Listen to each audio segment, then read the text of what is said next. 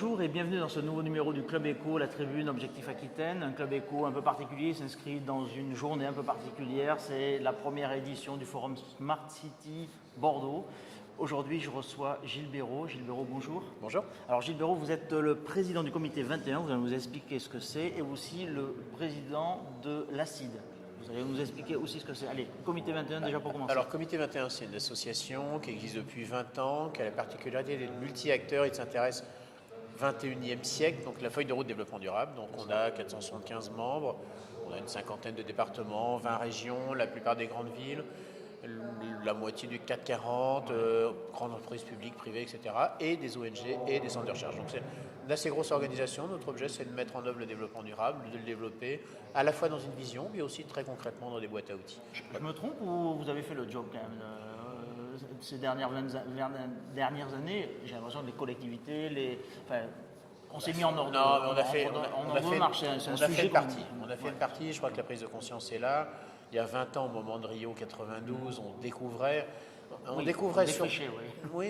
surtout que environnement et développement avaient besoin d'être confrontés.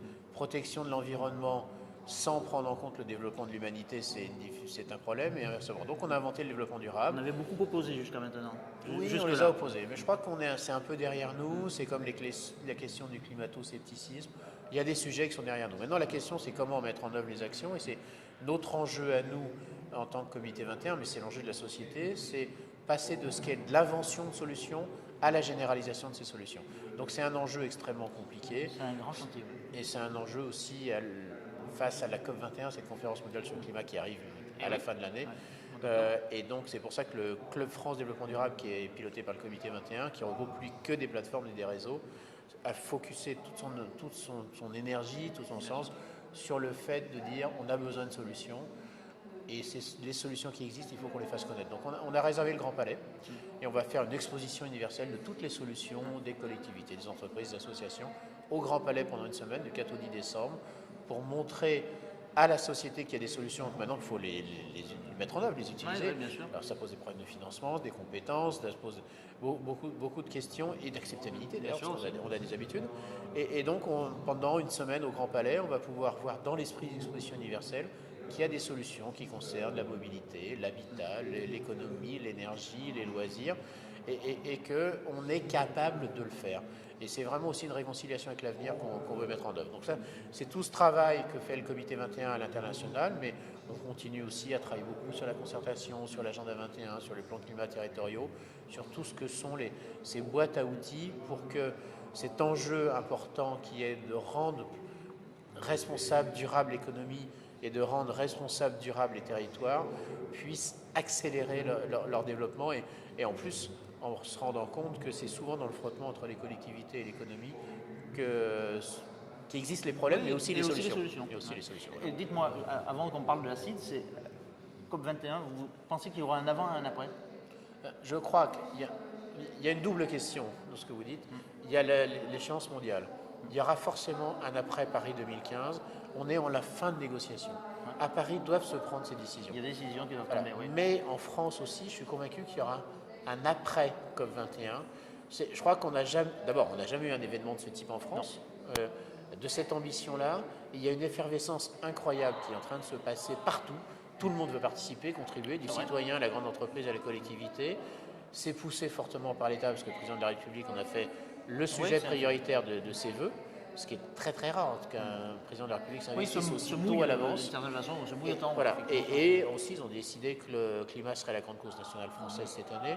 Donc il y a une vraie dynamique. Je pense que c'est aussi une façon de capitaliser tout ce qui a été fait et de changer d'échelle en France partout pour comprendre qu'on a un problème climatique.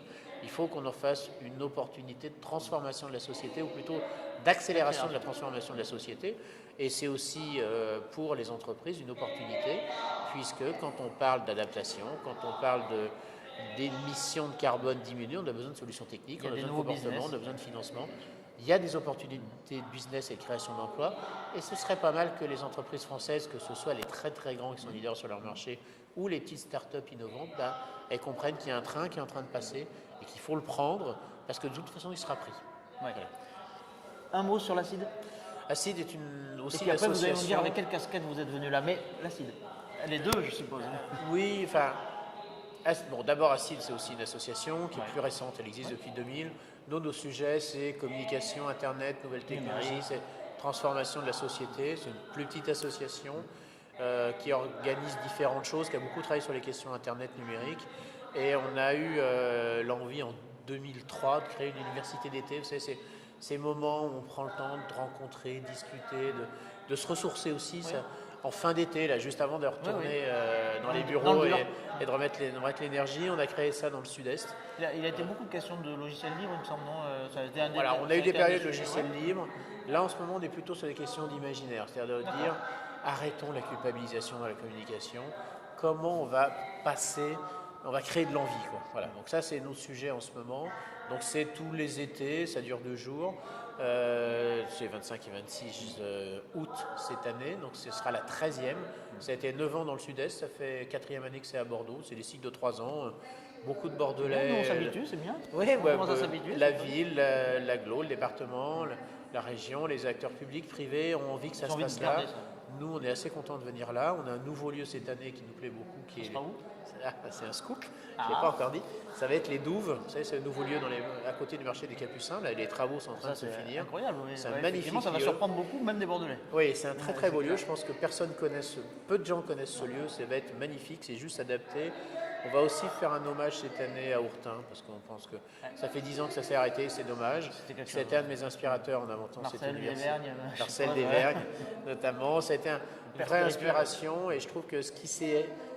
Ourtin, c'est toute l'histoire des médias en 30 ans. Oui, et c'est vraiment un temps fort cette année. On sera aussi inscrit dans la COP, parce qu'il y aura un moment aussi où on va se demander quelle est la place de la communication dans la COP 21. Et aussi, la particularité cette année, on a créé un lab l'année dernière qui a continué à travailler avec des personnalités, et on a aussi un événement qui est en ce moment parisien, mais j'espère qu'on pourra aussi faire ailleurs, qu'on appelle les Mornings du développement durable. C'est des matinées, on en a 6 dans l'année, et c'est des vrais pas de côté par petits groupes, avec des intellectuels, avec le moment d'explorer des façons de penser différentes. Ça s'appelle les Mornings du développement durable, on les a créés avec Jean-Paul Delvoye au Conseil économique et social. Et environnementale. Et donc voilà, donc il y a une nouvelle démarche, ça se passe bien. Voilà, et pour répondre à votre question, avec quelle casquette? Je crois qu'il ne faut pas raisonner casquette. Moi, ce qui m'intéresse à titre personnel, c'est les transformations de la société sous l'angle du numérique, du développement durable et du champ culturel. Et dans le champ culturel, je mets tous les 6 processus de concertation, de démocratie, etc. Voilà, donc moi, je fais ça dans une vie associative, au Comité 21 et dans ACID. Je pratique aussi ces sujets dans ma vie professionnelle à l'Institut Mines-Télécom et dans d'autres projets. Voilà, donc quand l'objectif Aquitaine, la Tribune m'a invité, et aussi Carlos Moreno qui préside le comité scientifique, bon, évidemment, je lui dis, bon, ok. Banco. La question, c'est l'agenda était dispo. Ça a pu matcher, comme on dit. Donc tout va bien. Et ces lieux, c'est pas des lieux de posture. On n'arrivera à rien si chacun vient dans des postures, dans des événements, etc. Non, c'est des rencontres humaines où chacun fait avancer l'autre. Donc, je crois, sortons des questions de posture. On est là en tant qu'individu. C'est très riche d'écouter ce qui se passe. On essaye d'apporter un peu à la réflexion des autres. Ensemble, on arrive beaucoup mieux à avoir des bonnes idées et voir comment on va les mettre en œuvre. Et voilà, donc c'est comme ça que ça se passe. Il est question là de Smart City. Forcément, il est question aussi, dans votre tête en tout cas, d'environnement. Tout ça, comment dirais-je, les smart, la ville intelligente, et le développement durable, c'est uniquement des affaires de technologie, comme on pourrait le penser aujourd'hui, ou au contraire, la technologie peut être au service. Je crois que c'est le contraire. D'abord, la technologie pose des risques, parce qu'on peut aussi... Oui, tout à fait. Elle n'apporte pas que des réponses, que des solutions. On peut augmenter les consommations alors qu'on pense qu'on va les diminuer. Et l'enjeu, de toute façon, notre enjeu aujourd'hui, c'est la qualité de vie. C'est pas autre chose. Donc la ville aujourd'hui est devenue un processus vivant, avec des gens qui prennent la parole, qui partagent, qui échangent, qui sont dans des tribus différentes, qui communiquent grâce évidemment aux technologies numériques. Notamment. On a des solutions technologiques d'objets connectés qui vont nous permettre de diminuer les impacts de la ville. Tout ça, c'est une dimension importante. La technologie n'est pas un préalable. On est dans une évolution, dans une transformation, ça c'est sûr. Mais on peut faire des choses en low-tech.